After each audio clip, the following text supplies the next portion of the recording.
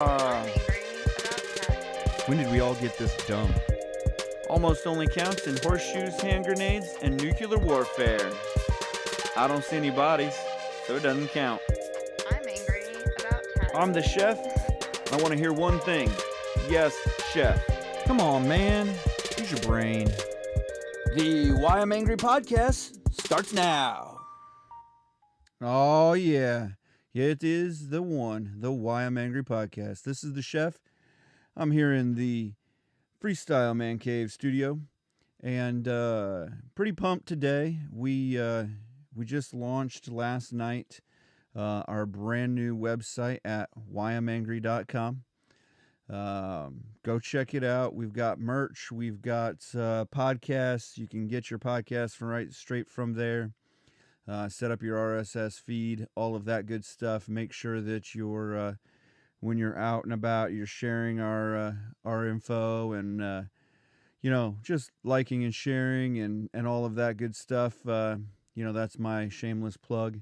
All of the proceeds from our merchandise and stuff like that goes to upgrading, getting websites, and helping us sound even better than we already do. So, getting into it here, it's just the chef today. Headlines: Ukraine goes on the offensive. A widely anticipated counteroffensive by Ukraine forces to recapture territories after 15 months of fighting might be underway. The Russian officials reported intense fighting at multiple points of the battlefront in eastern Ukraine. The efforts come weeks after protracted battle led to Ukraine ceding the most demolished city of Bakhmut. So they're basically what I read. They're attacking a few other spots in the south, maybe trying to break up some areas. There was a lot of they took out with mechanized forces today, this week, tanks. It's kind of an old school, let's go out and fight type thing, as opposed to some of the new school stuff that they've been doing with drones and all of that. So just be in prayer for that region. There's a lot of people's lives that are being affected and lost there. The Fed sues Binance.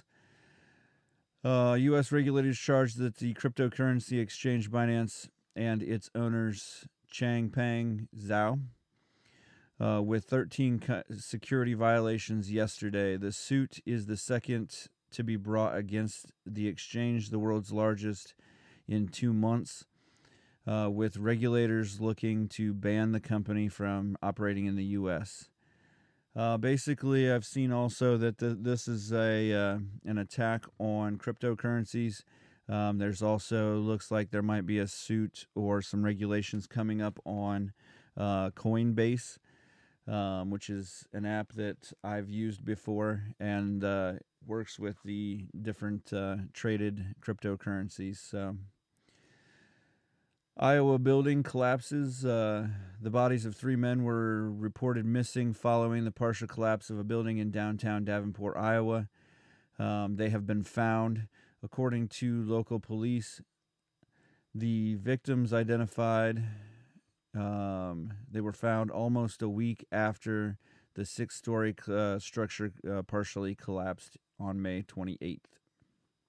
The cause of the collapse is not immediately known. However, work is reportedly being done, or was reportedly being done, on the brick exterior of the building. Documents reveal engineers and officials had made numerous visits to the century-old structure.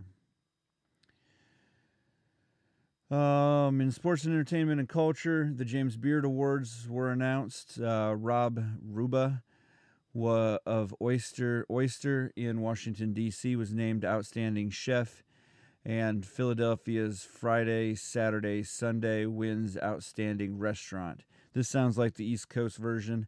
We'll get into this a little bit later, but I think it's a travesty that yours truly did not win any James Beard Awards this year.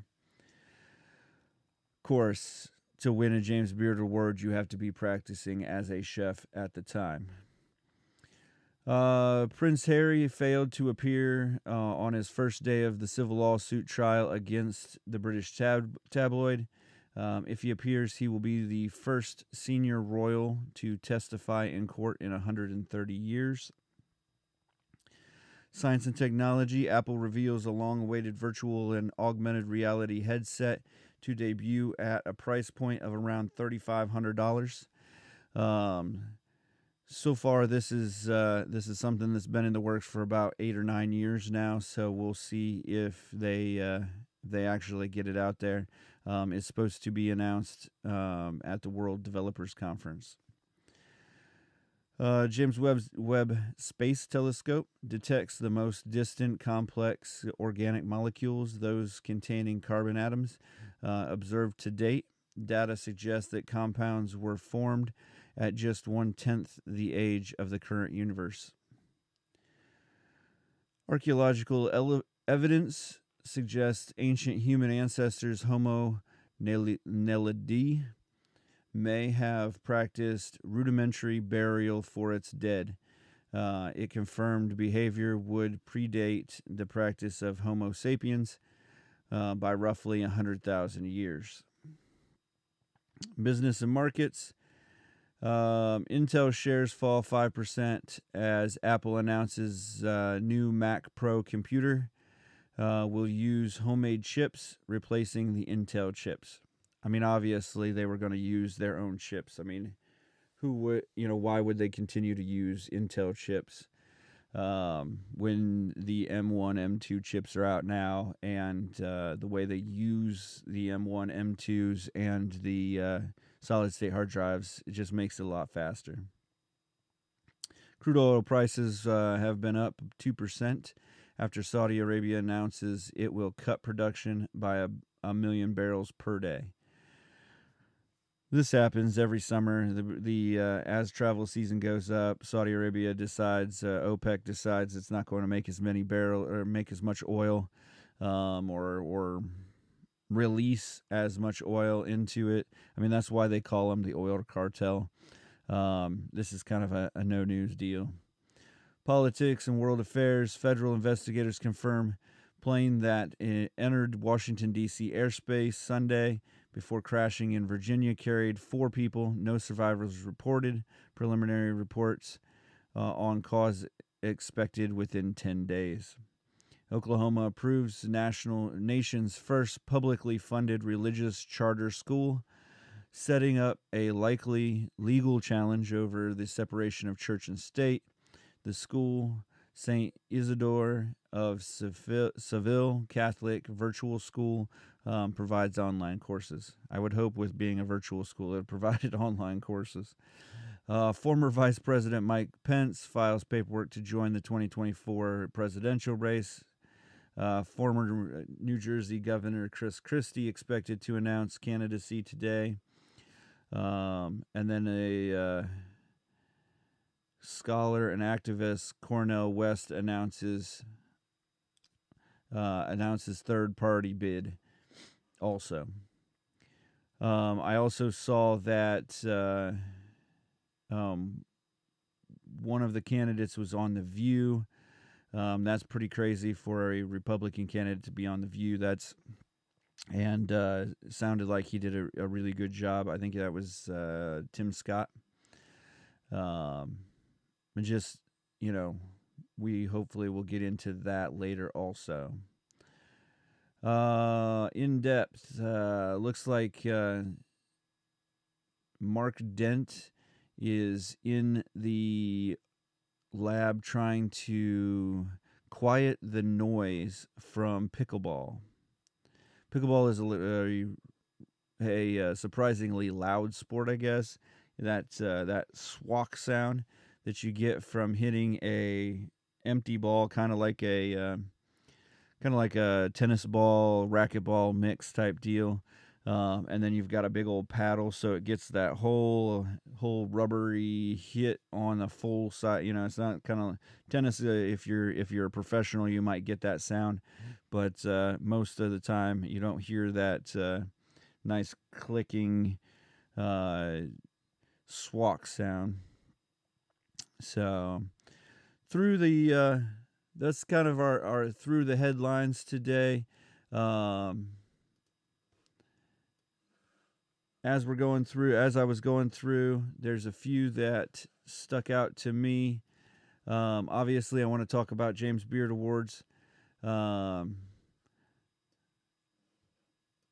me bring that one up here. All right. The red carpet event at the Lyric Opera House in Chicago. James Beard Awards, they honor restaurants and chefs in categories like Best New Chef, Emerging Chef, and Regional Best Chef categories. The awards are among the highest honors of American restaurant industry. The ceremony was co-hosted by Eric Ajapong, Esther Choi, and Gail Simmons and Andrew Zimmerman. Those are kind of the acolytes of the restaurant industry right now, kind of the Emeril Lagasse's and Bobby Flay's of the industry. So big names were out. Some of the highlights from the national categories. This is, I guess, the national setup. Gregory Gardet, Khan in Portland. His restaurant, Khan in Portland, won Best New Restaurant. Chad Williams, Friday, Saturday, Sunday, we talked about in Philadelphia, won Outstanding Restaurant. It was a good night for Philly. National category, in the national categories, Ellen Yin was named Outstanding Restaurateur for her work leading High Street Hospitality Group. Damar Brown, Virtue in Chicago, took home the win for Emerging Chef, and Rob Ruba of Oyster, Washington, D.C. won Outstanding Chef. After 5 nominations, Margarita Mansk of acclaimed L.A. restaurant Republic won Outstanding Pastry Chef or Baker. Yoli Tortilleria in Kansas City, Missouri, won the first ever Outstanding Bakery Award. On the beverage side, Otato in Los Angeles took home the newly expanded award for Outstanding Wine and Other Beverages program for its sake list. That is something I've never really gotten into, is sake. While Bar Leather Apron in Honolulu won for the Outstanding Bar. There's a bunch for regional categories. That's why I kind of said it sounded like it was the East region and not the actual full-on national James Beard Award, because they do have James Beard Foundation awards all over the country. Kind of each region has it, and they break it down. So kind of from that, you got regional categories. You got Natalia Viejo of Cochino El Fondo in San Juan, became the first James Beard Award winner from Puerto Rico, with her win in Best Chef South. Sherry Pocket of Sly Fox Den 2 in Charlestown, Rhode Island, became the first Indigenous woman to win a James Beard Award. Inclusion right here. You can't if you can't trust food to bring inclusion, you can't trust anything. With her win in the Best Chef category, Northeast category, which is kind of be semi to where I'm at, Northeast, Midwest, Chris Kamori of Kin won the best chef mountain category, a first for Idaho. Oh no, sorry, the Rhode Island one was the best chef Northeast category. So first for an Idaho member, the best chef Southwest winner, Andrew Black of Oklahoma City's Gray Sweater. Normally, you would think that would come from someone in LA or something like that. Took the first medal for his state also. So Oklahoma's never won one. So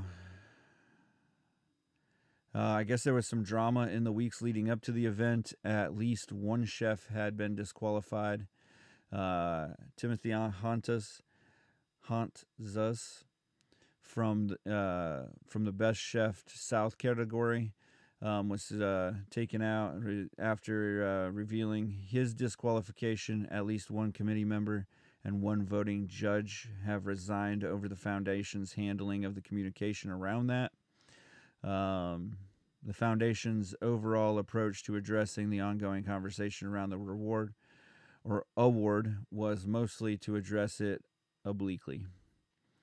Today is not about the negative, said co-host Gail Simmons at the top of the show. It's about celebrating the chefs in the industry, which we get into the media so much where all we see or all we report or all they report is the negatives of what's going on and what happened, and so we can get caught up kind of in that where it's just all of the negative stuff. So I kind of appreciate that we didn't get caught up in the negative of this is where we're at.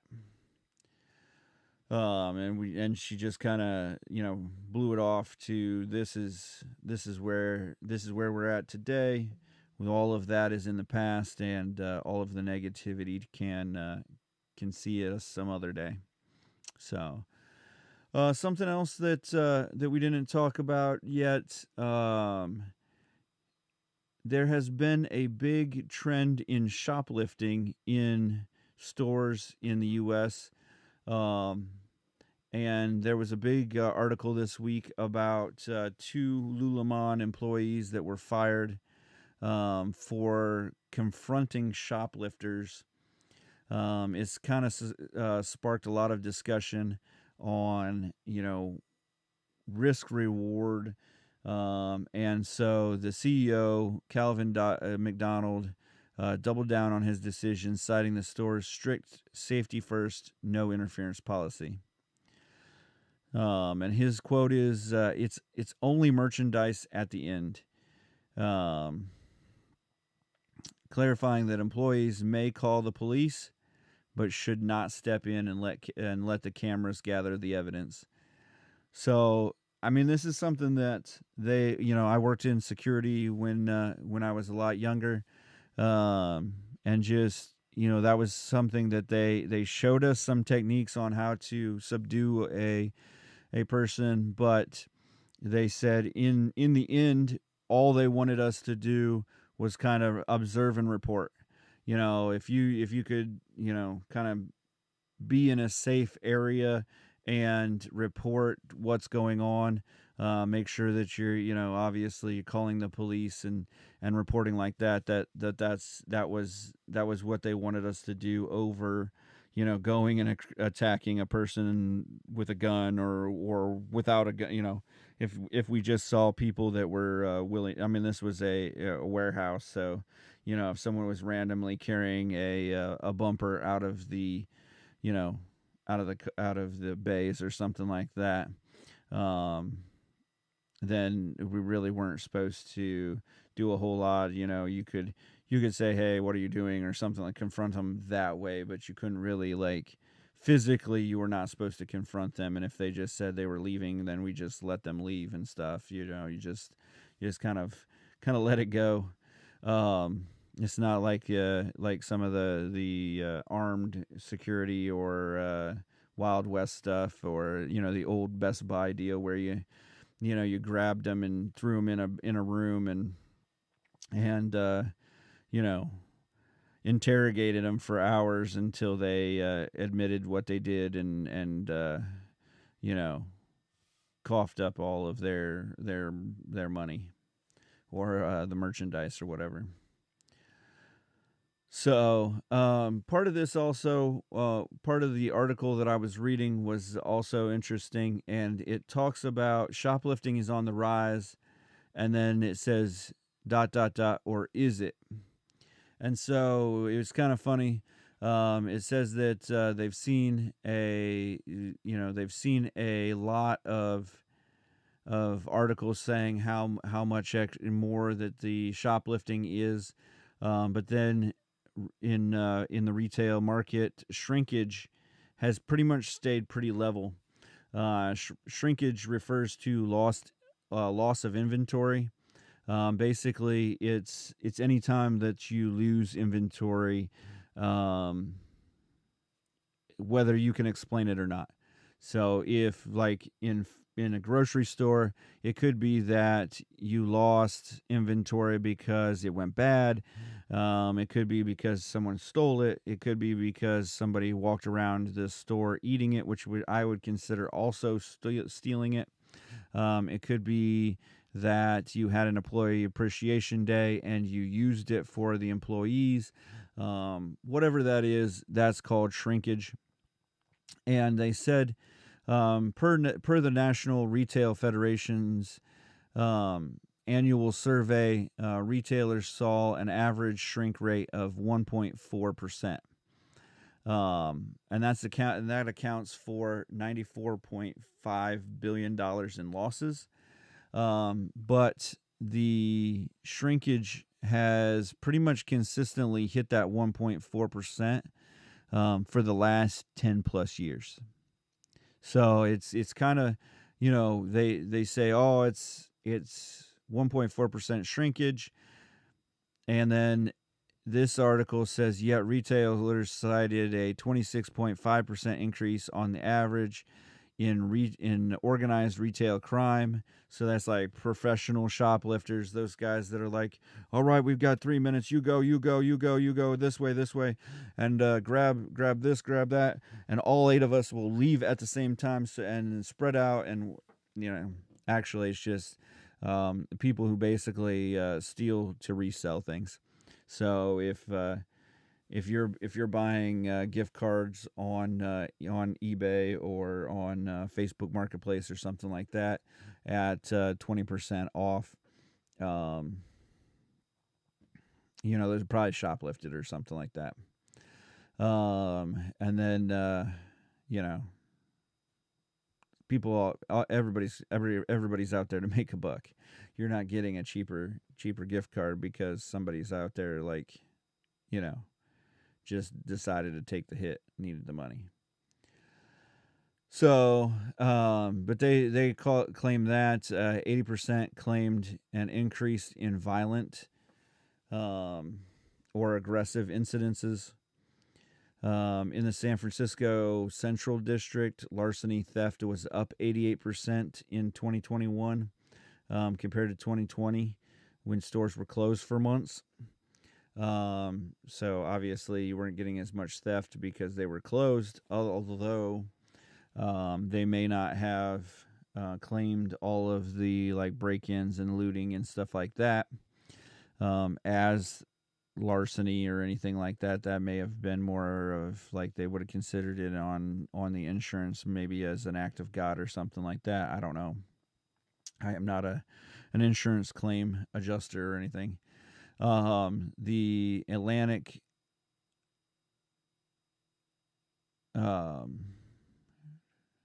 a couple of the people that were trying the retailers try to keep all of this information pretty tight to the vest. So essentially, it's kind of hard to figure out what exactly is increased or if it hasn't or what's going on. Obviously with phones and stuff like that, we've seen more of the incidences in public spaces and stuff like that. And then we've also seen that it's become more brazen to do those because people have used their phones to show it off. But anyhow, with this, part of the numbers are 1.4% consistently, it doesn't tell the whole story, because basically with that, over the last 10 and a half years or 10 plus years, I would think that the industry has risen from, if 1.4% is 94 billion, that means the industry itself is somewhere around $9 trillion. And so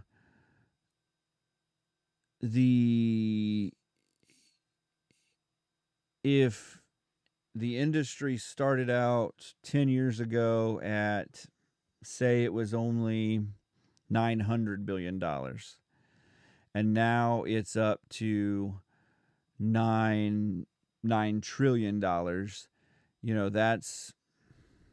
a lot of like over the 10 year span, that's 1,000% up, raise in the actual economy of that, or gross national or gross product. And so for it to go up to stay at 1.4%, one, it means that they haven't really seen a huge uptick in shrinkage, other than maybe they're actually doing a better job of taking care of the items that are being lost before they're stolen. And so the inventory controls and stuff like that, with the computer systems and things taking over inventory, maybe they're seeing a better inventory setup, where the theft or larceny or whatever you want to call it, that shrinkage is just being kind of reappropriated to theft, instead of just losing it because it's a 1 or a 2 on a paper, and you can't figure out whether it's a 1, a 7, or whatever else. So maybe that's part of it, is that because of the rise in inflation and things of that nature, that's taken those things up a little level. So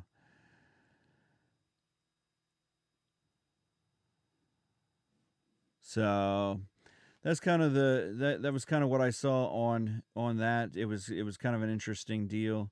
These VR goggles that they're getting from Apple that are coming out, they look pretty cool. They have a couple features that your regular VR goggles don't. They have an augmented reality goggle. They kind of look like if you were to go skiing or snowboarding or something. It's kind of that kind of goggle, just a big old honking thing on your head, but you can see through it. So it would actually, like if you were walking down the street, you could use them while walking down the street, and it would show different things. Kind of, so if you were playing Pokemon Go or something like that, your Pokemon would jump out of different areas and stuff like that at you. And so then when you threw your balls and stuff like that at it, it would you would see it in real time on the screen. It kind of looked like it was on the screen in front of you, on the street. And so that would be kind of cool, I guess.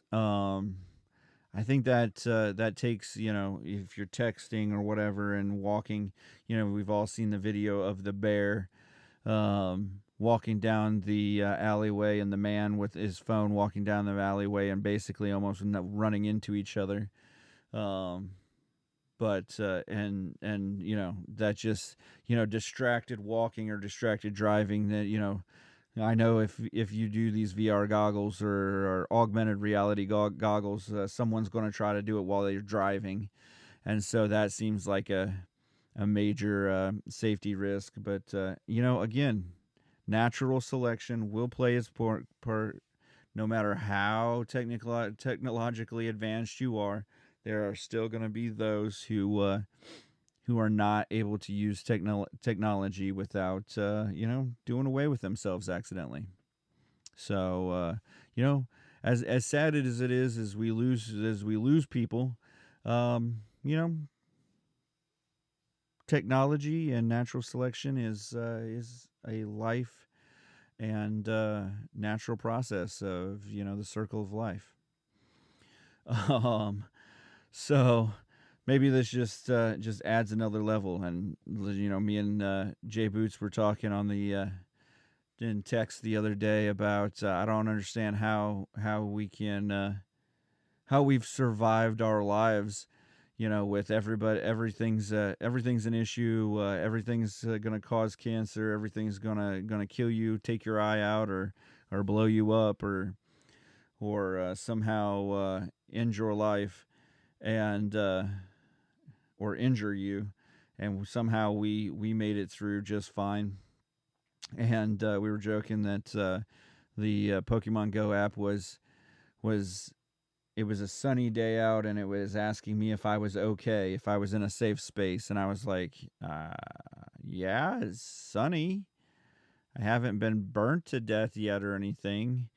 And we were joking about the rule was don't drink from the hose or play in the creek. And I told him, I said my rule was don't break anything, and don't punch your brother in the face. Nothing below, nothing where the doctors or the public can see. And everything below clothing line is fair game. But when it comes to getting the child corrective custody or child custody people out there, then we've gone too far. So it's one of those lines that probably you won't get to because the line is so far away from you. But you do know that there is that line, and if you get to that line, you've gone too far. So another article I saw that was interesting, or not really interesting, but just kind of a funny ha-ha. The Barbie movie, because it used so much fluorescent pink paint, it impacted the fluorescent pink paint supply, and for a few days or weeks, it was on short supply. So there was not enough fluorescent pink paint to go around. And I mean, if you like fluorescent pink paint, that is your movie. So super exciting. Let me go to the emails and see if I've got anything in there for us to look at. Still, again, we just got this brand new website. It's got all of our information on it, videos. We've been posting on our YouTube page and Facebook page. Also, we have a Twitch page that you can see the video live and in person. You can check out what the chef looks like. Again, I apologize in advance for you going and checking that out with a face for radio and body to match. Round is a shape, and I'm well in that shape. So, otherwise, if you have articles or news that you want us to read or check out on the podcast, you can always send us an email at info@freestylecreativegroup.com. Or at whyamangry@gmail.com or whyamangrypodcast@gmail.com. So we're always on there, checking out emails and things of that nature. A lot of big updates going on to everything that we've got going.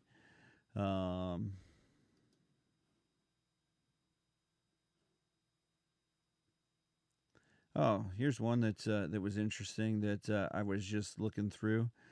Southern Poverty Law Center, which brands kind of the they just kind of go and hit the hate groups of the 21st century. They label them. They kind of show where they're at. The mass groups of them. Um, they brand kind of everybody as hate mongers that disagree with their agenda and all of their um, talking points. So it's kind of a broad net here. So they brand Christian conservative organizations as hate groups. They place them on the map with chapters of the Ku Klux Klan. They add a slew of parental right. They just added a slew of parental rights organizations to the hate map for 2022 and labeled them anti-government groups. So schools especially have been on the receiving end of ramped up coordinated hard right attacks, frequently through the guise of parents' rights groups. So the SPLC's Year in Hate and Extremism report claims these groups were in part spurred by the right-wing backlash to COVID-19 public safety measures in schools, but they have grown into anti-student inclusion movement that targets any inclusive curriculum that contains discussion of race, discrimination, and LGBT identity, TQ, didn't add the plus, identities. At the forefront of this mobilization is Moms for Liberty, a Florida-based group with vast connections to the group or the GOP that this year the SPLC designated as an extremist group.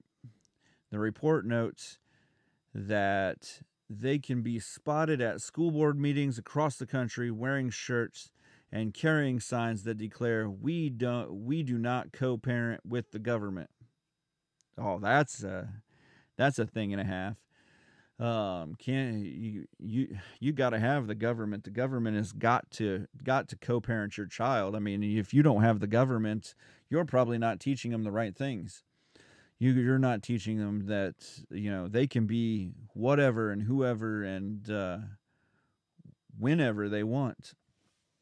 The SPLC report does not once mention the left's aggressive promotion of sexualized material for children, so they don't mention MAPS, which is the attracted minor attracted people or persons, and at other venues, it does not mention the drag queen story hour movement or the fact that many of the books which parents demand removed from school libraries include pornographic content.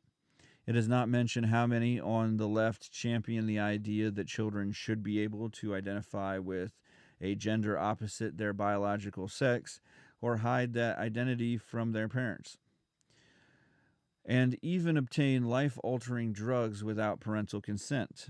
Instead, it acts as though the parental rights movement emerged in a vacuum of, or worse, is motivated by hatred.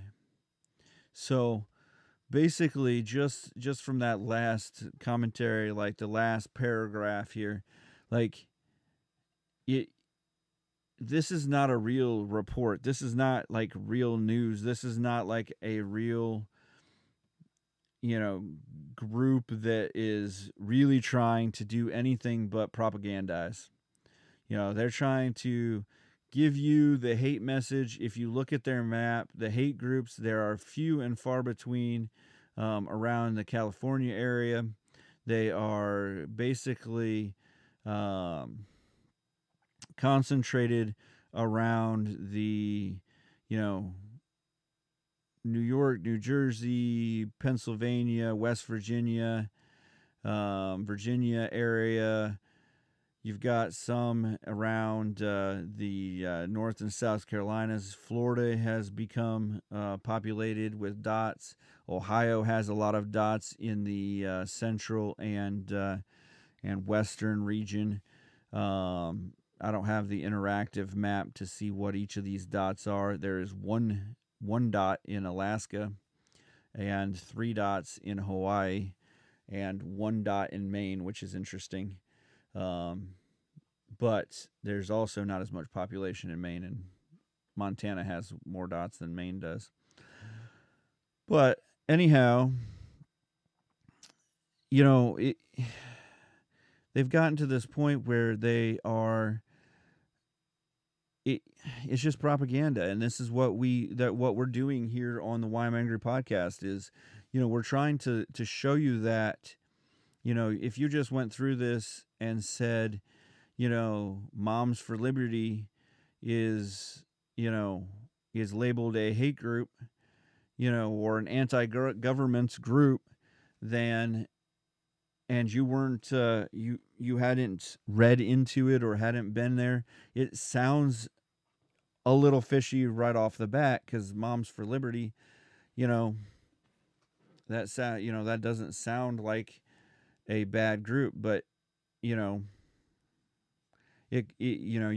could think, okay, well, maybe they're a paramilitary group that are, no, they're just a bunch of moms that are wearing T-shirts and holding signs and trying to make sure that their kids aren't, going behind their back, getting surgeries that will change their lives forever, and not letting them, not having a say, or not having an opinion, or being able to shape and mold their children into the right areas and stuff like that. For it's one thing. I mean, we try to keep our kids from getting tattoos till they're 18 or so, and I mean, they can't without parental consent, and it's because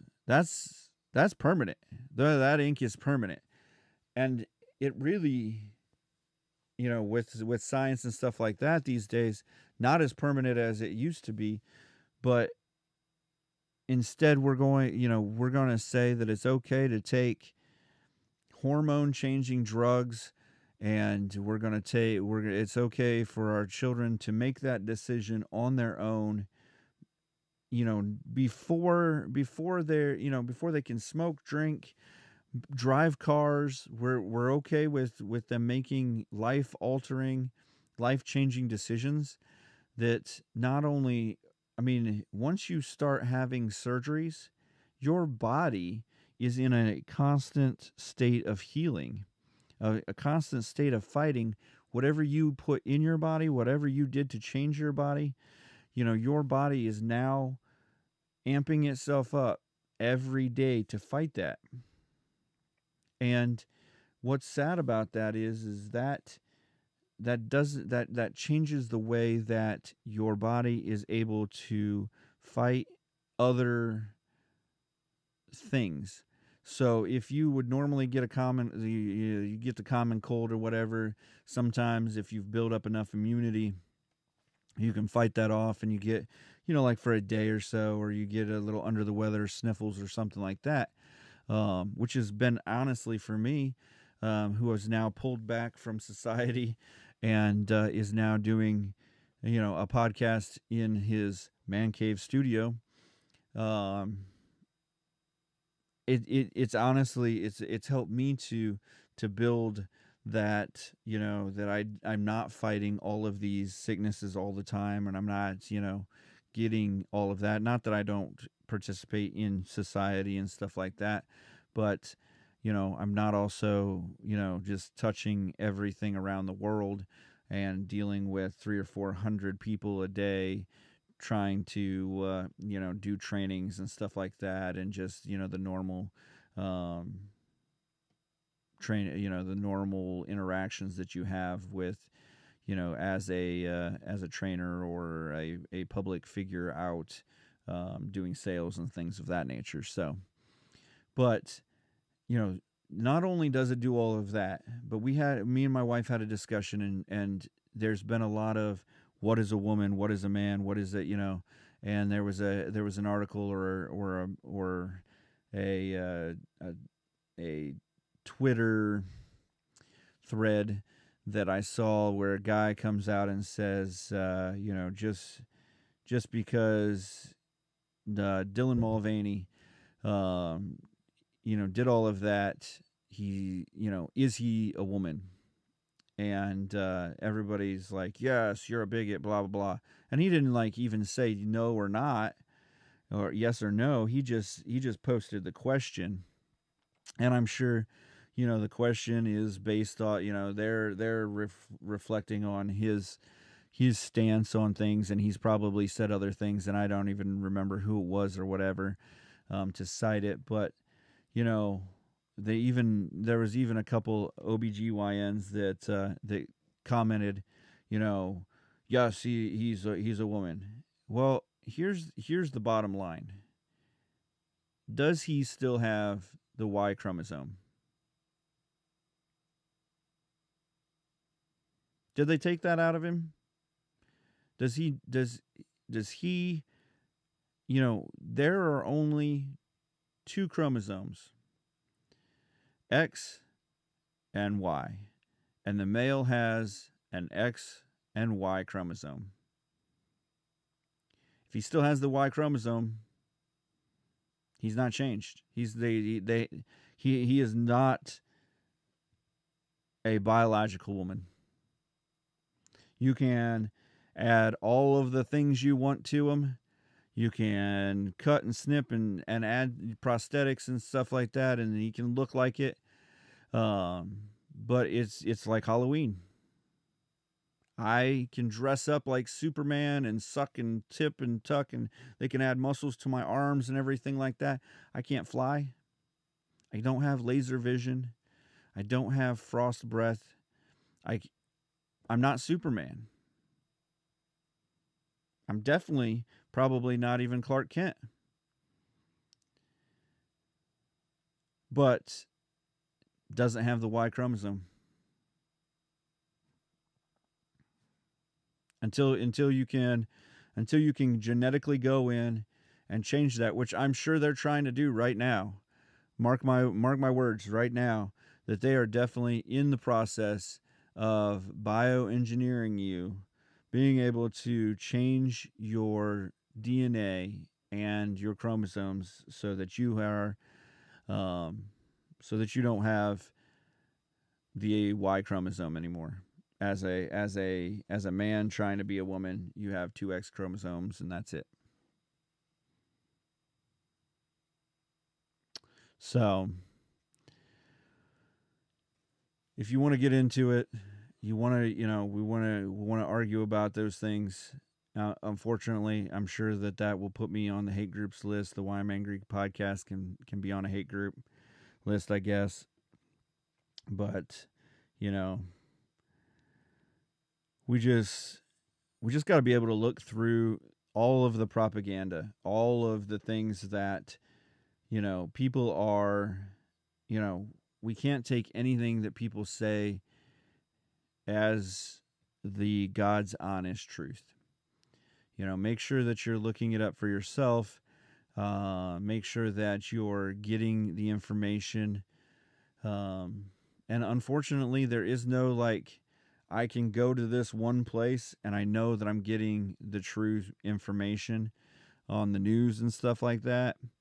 So what you kind of have to do is, go to the places you trust, and then go around, kind of look around those places and make sure that you kind of vet that out. Because it's, no longer is it, CBS News is the greatest, or Fox News is giving me the truth. Or that Walter Cronkite, he says it the way it is. The more you continue to look at these guys, the more everybody's got an agenda, and honestly, as funny as it is, and they want to talk about, microaggressions and unintended racism and things of that nature, and all of that, it's more of we've got unintended biases. Is that we tend to go with the things that we believe, and we tend to want to fight for those things. And society has taught us that if you're not with us, you're against us. And it's not that it used to be that if you're not with us, you're with us, because we're all Americans. Whether your agenda is different or not, the country has fought for you. And that was enough for people, is that, obviously we've gone through some unfortunate situations as a country and things of that nature. And I think eventually we have to get over it, or we're going to go the opposite way. And, then everyone will have been oppressed at one point or another. And that's fair. It's fair. If everyone has been oppressed, if we end up, everyone's been in slavery and everyone's been in poverty, and everyone, if you think about it, though, it's never said that everyone was rich. Everyone got everything that they wanted. Everyone was, taken care of. It's always that everyone got their just due, and no good deed went unpunished. That everyone went through the bad times. So, yeah, good stuff. Wish I had had the host to discuss. Just had some major scheduling differences this week, and so you just got the chef, and we'll be back with everybody else next week. We'll be recording some specials. I know we've got a big one coming up for the 4th of July. We got a Juneteenth special coming up, and just a lot of great things. Check out our website at whyimangry.com, and remember to follow, like, and share us. Subscribe on our social medias, and make sure that if you want to support us, grab some of that merch. We have a support tab where you can give us a financial contribution, if you'd like, on our Facebook page, and we're working on getting that onto our website and getting it set up for everyone, so that if you want to keep the Why I'm Angry podcast around, you keep it around and you help us out. I do appreciate it. We don't get very much from the few sponsored ads that we have on our site, and we're working on getting that better, but that just takes more views and more downloads and watches and all of that stuff. So we're working on it on our side. I appreciate everyone who watches and listens. Remember, if you have an article or you want to send us a message, whyimangrypodcast@gmail.com. It's a great spot to send your information. Send us a link to an article, or shoot us a message. Throw us a line on Twitter at whyimangrypodc, or shoot us at Facebook at Why I'm Angry Podcast. So with that, we are out.